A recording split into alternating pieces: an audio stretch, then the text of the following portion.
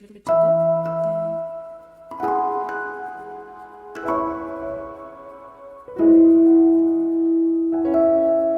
Remember guys, I'm just making a dress drawing. I'm not making anything apart from that. So yeah, this is the drawing.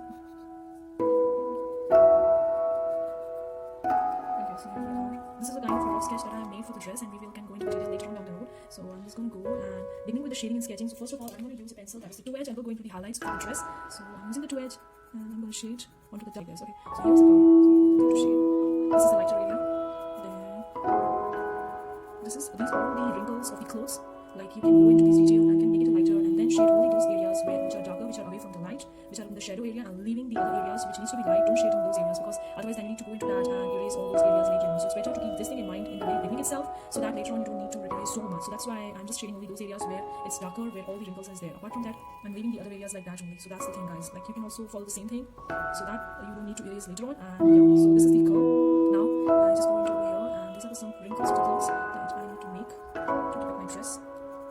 You can also make the hands of the dress if a girl is wearing this dress to show the human body and all that, but I'm not going to go into that. I'm just going to do a little bit of those areas which I needed to be done. So shape this areas as well.